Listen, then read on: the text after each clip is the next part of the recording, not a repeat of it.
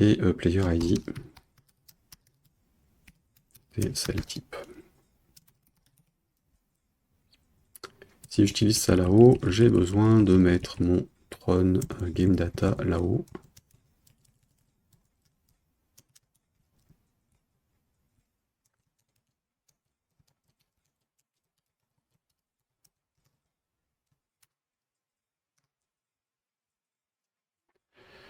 Ok, donc j'ai l'ID sur lequel je vais travailler.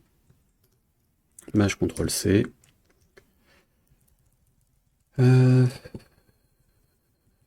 Première étape, c'est donc choisir le premier ID. Donc player ID en t cell type .player 1.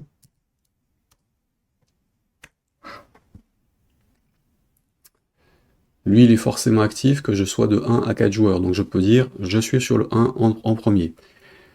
Et du coup, ce truc-là devrait déclencher l'affichage. Donc je vais plutôt mettre un truc sous forme de propriété là-dessus.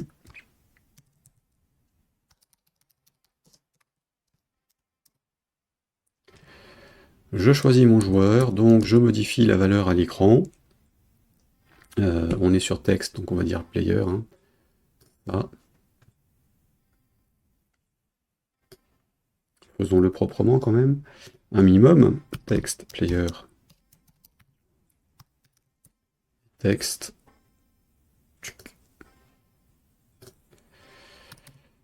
Texte player et texte tout doux. Step. J'aurais pu mettre ça dans une boîte de dialogue aussi, tiens. Plutôt que directement sur le fond, mais c'est pas grave. Alors, j'ai mon player, je dois changer le texte player. Prends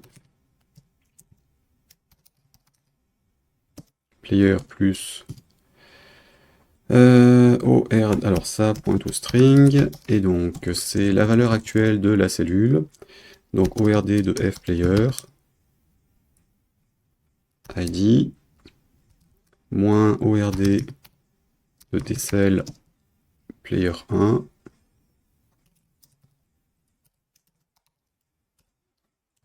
plus 1. Voilà. Alors, player 1, c'est 1, hein, la valeur, donc j'aurais pu laisser directement le truc, mais là au moins si je rajoute des valeurs dans l'énumération, je suis tranquille, ça marche dans tous les cas.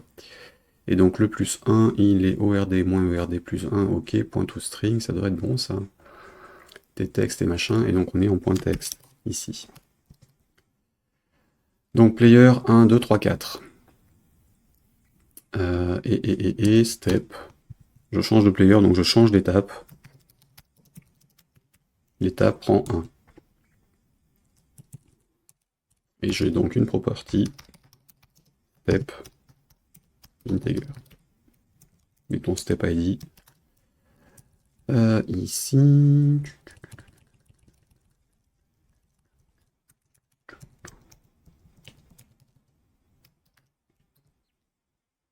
Voilà. Et mon step ID, Maj CTRL C, va modifier l'étape du dessous. Donc if case f step ID of 1 choose up control. Donc up, right, left, down.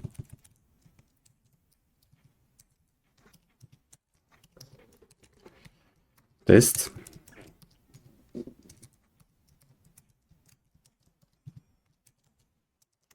Next player.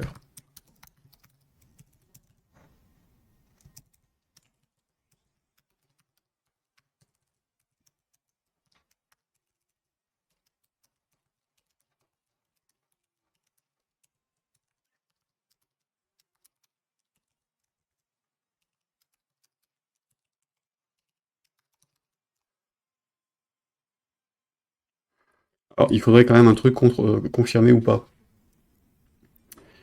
sur l'étape 5, mais là je sais pas encore trop comment le faire, donc à vous de le gérer si vous copiez ce truc-là pour vos jeux. Vous pourrez vous en inspirer. Donc le choose up, évidemment j'ai une chose à faire, c'est déjà de changer le texte de l'élément qui va le traiter. Donc texte step, point texte, en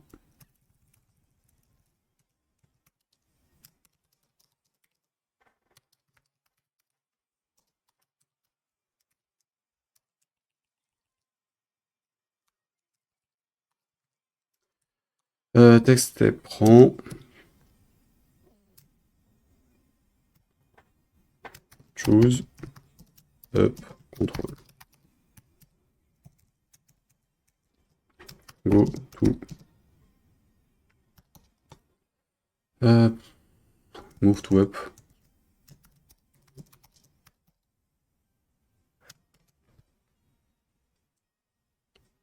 Bouger vers le haut.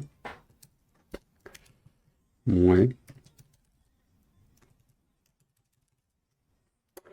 Donc move to up, du coup, mes flèches sont désactivées.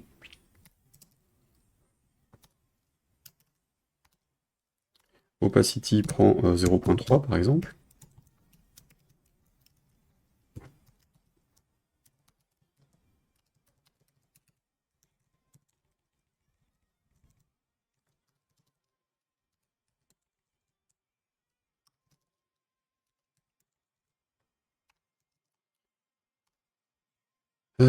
Et donc, move to up, et celui-ci...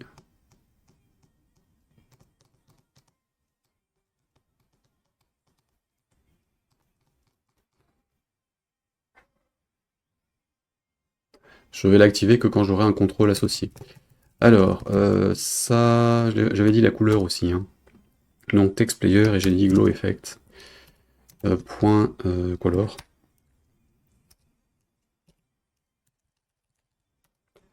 Prends tron game data point current point players 2 player id point color.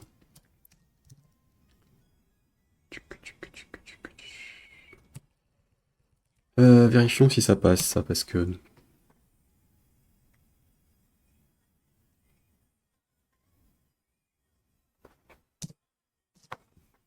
J'ai bien du rouge. C'est pas hyper visible, mais j'ai du rouge. Donc maintenant, je vais tester dans quelle étape je suis selon les contrôles qui sont appuyés. Alt F4. Alors, dans chaque élément qui contrôle mon truc, je vais regarder lequel sera en up, en down, en left et en right. Et du coup, ça, je vais simplement faire la même chose pour les suivants.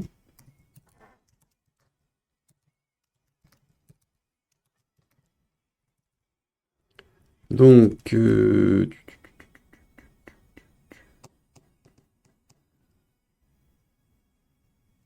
ouais, non, je vais le mettre en, non, je vais mettre en 0,8. 0,8, ouais. Il est visible, mais pas encore totalement. Move to up, left, alors c'est plutôt right. Où je suis? Où suis-je? Oui, c'est le up. Donc le up, il est là. On va dire 8. Right, on est en 8. Right.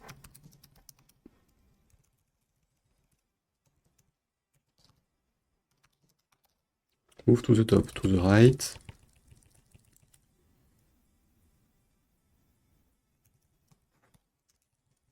Je vais les laisser dans le même sens que l'autre.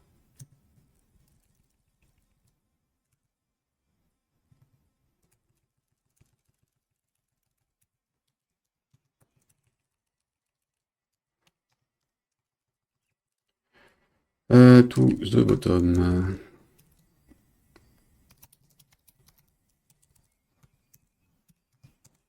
Et to the left.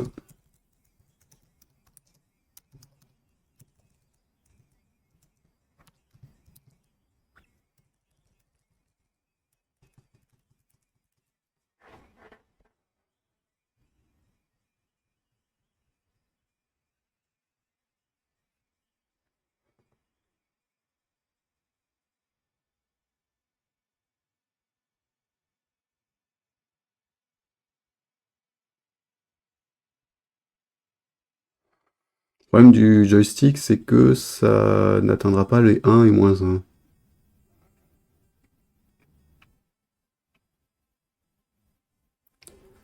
Donc il faut que je déclenche une action pour vérifier qu'on est toujours à la même valeur et qu'on récupère la dernière.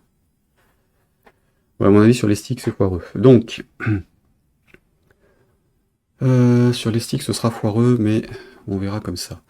Donc là, j'aurai mes étapes. Le next player.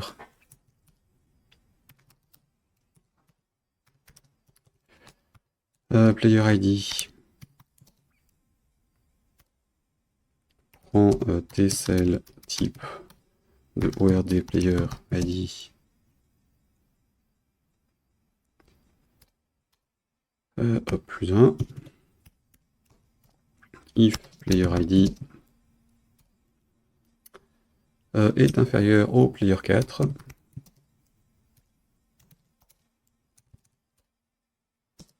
Je passe au suivant, sinon je passe à l'écran de jeu.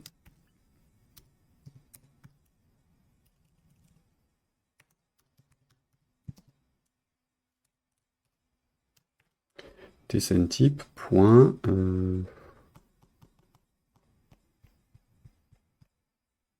point game. Je sais plus. Point game. Alors ça c'est bon.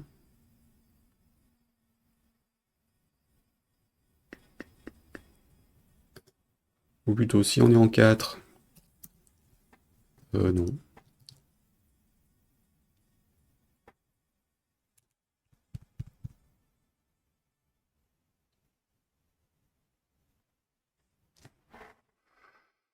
Hmm.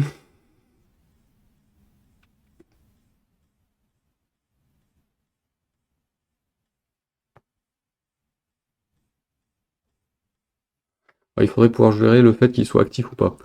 Donc,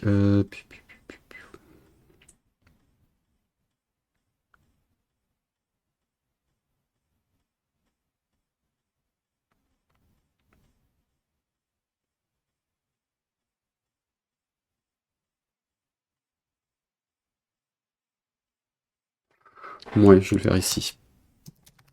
Donc begin end. If tron game data point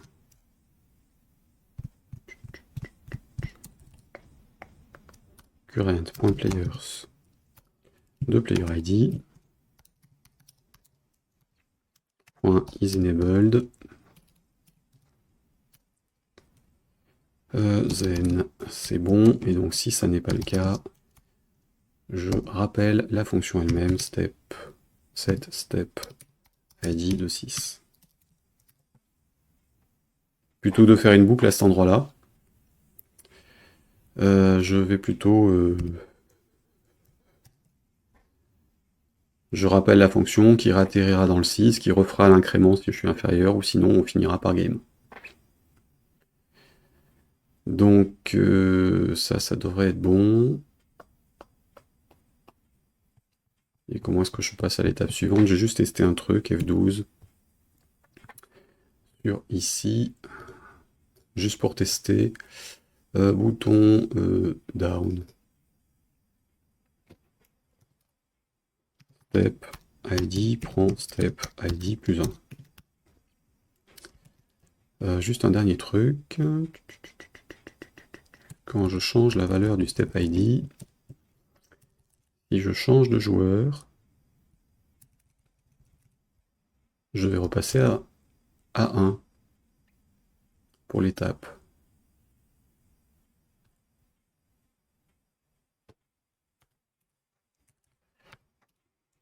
Donc else, step ID prend 1.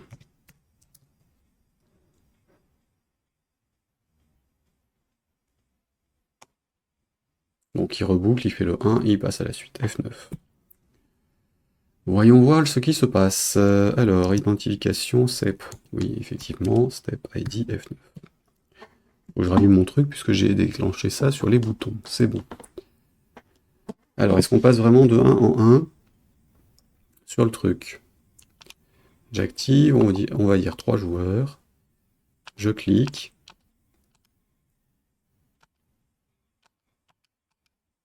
le test, le passage au suivant, le test, et le jeu.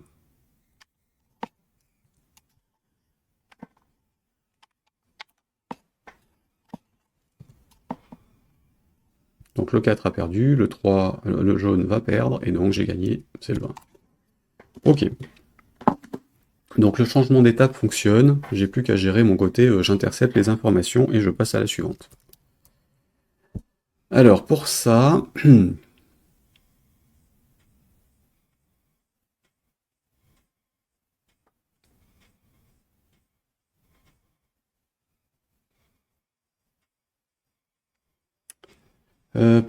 je fais quoi?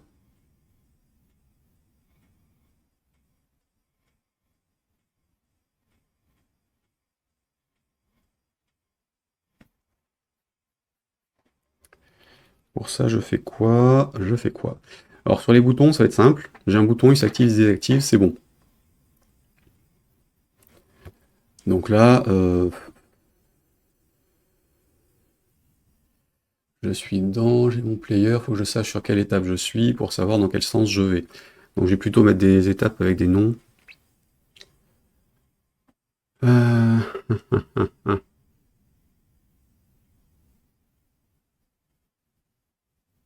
Ouais, je vais plutôt mettre des étapes avec des noms. Mon step ID, je vais faire des constantes. Donc, const.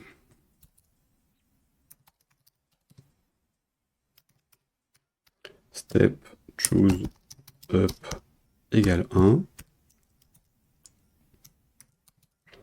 2, 3, 4, 5 et 6. Right, bottom,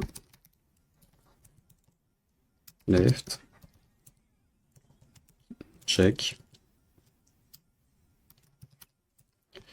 et next.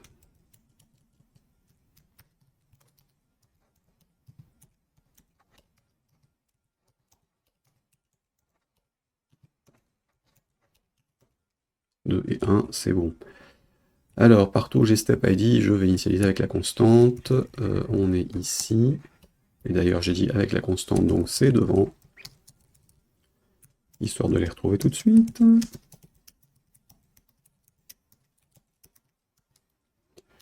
Erreur là, on est donc sur la première étape. C'est step 1.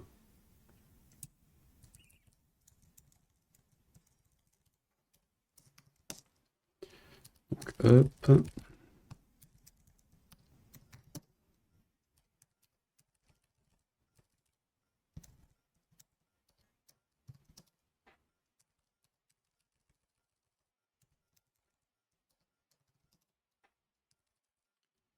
Left.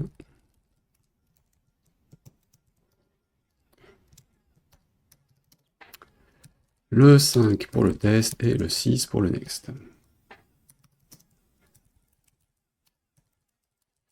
Un petit else ne fera pas de mal. Il ne doit jamais arriver là-dedans, mais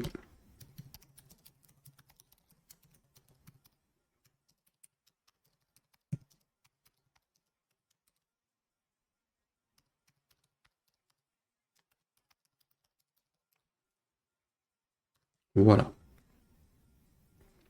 Toujours penser qu'on peut se tromper quelque part, rajouter des valeurs et pas les gérer quelque part, donc autant s'assurer que lors des tests, ça ressorte.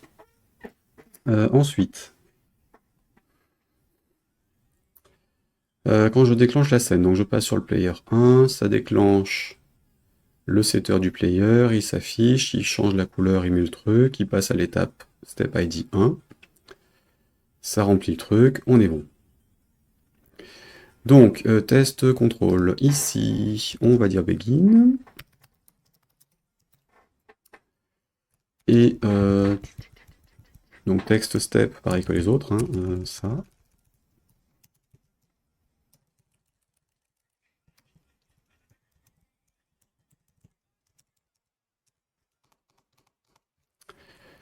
Choose left, machin, et donc test.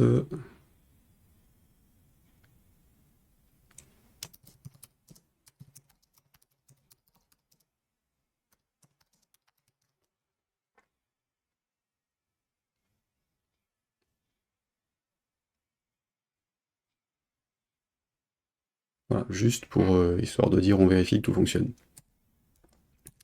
Par défaut, on est en 3 sur chaque.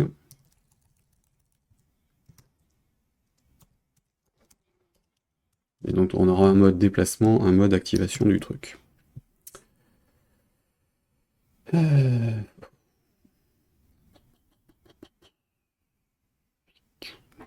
Bien. Alors, je suis ici. Bon, je vais devoir gérer mon truc. Le hide scene, en fait, j'ai rien de particulier à faire, hein. Mais je vais quand même gérer un UI layout parce que TUI pour le échappe. Item list current.remove. D'accord. Tu perds la souris toi maintenant? C'est quoi ces conneries? Ouais, le Bluetooth de ce Mac, c'est quand même une calamité. Donc, ça c'est ok. Du coup, dans le hide, c'est bon. Et dans le show, je vais gérer mon échappe. Donc, item.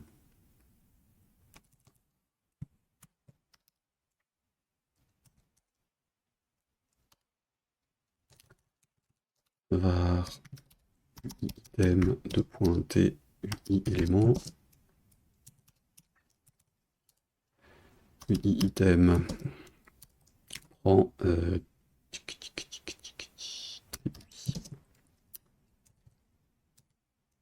item list.add.current.add et je vais ajouter un truc transparent comme sur l'écran précédent, donc programme. Je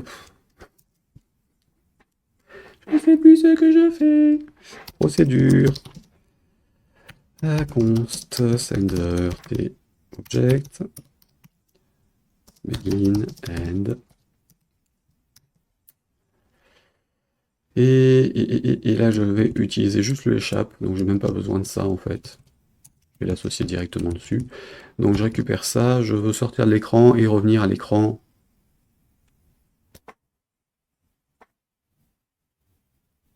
De départ. Donc on va dire un tscene .current prend tscene type .home. Et ça, je le déclenche quand j'ai un shortcut auquel j'ajoute la touche échappe.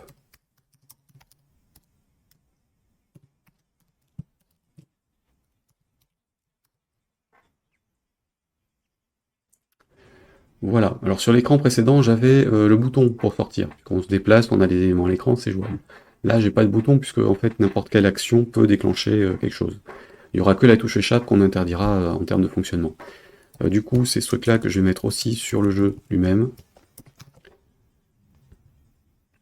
Ce sera plus simple que de tester le X ou pas dessus, il n'y a que la touche échappe qui ressort. D'ailleurs, je dis ça, mais en fait, le VK Escape... Alors si j'ai le échappe, je devrais aussi gérer le hardware back de Android. Mais comme là, je vais pas mettre de contrôle à l'écran, on s'en fout un peu.